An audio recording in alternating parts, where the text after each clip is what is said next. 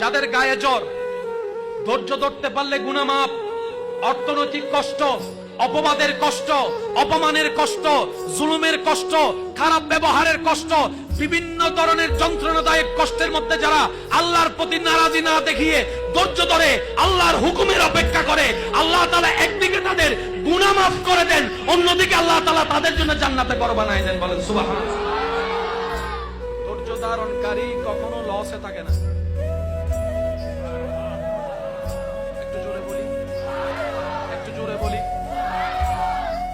যে যত সয় সে শত পায়, সয় যত পায় তত। বলেন সয় যত।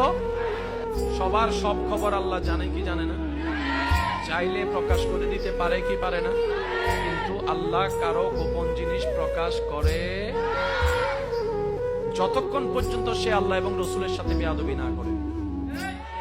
মনে রাখবেন, যারা আল্লাহ এবং রসুলের সাথে বেয়াদবি করবে, কষ্ট দিবে, এক কথায় তারা দুনিয়াতেও লানত প্রাপ্ত, আখিরাতেও লানত প্রাপ্ত। তারা দুনিয়াতেও লাঞ্ছিত হবে, আখিরাতেও লাঞ্ছিত হবে। রব্বুল আলামিনের ধারা, রব বলে হাজার গুনাহ করে আসমান সম পাপও যদি তোমার হয়ে যায়, বান্দা দিল থেকে তুমি তওবা করো, ইন্নাল্লাহা ইয়াগফিরুয যুনুবা জামিয়া, আমি রব তোমার সারা জীবনের গুনাহ maaf করে দিতে পারি। কিন্তু খবরদার খবরদার খবরদার বেয়াদবি করিও না, বেয়াদবি করিও না, কারণ বেয়াদব সব সময় রহমত থেকে মাহরুম হয়ে থাকে। কথা বলেন ঠিক কিনা?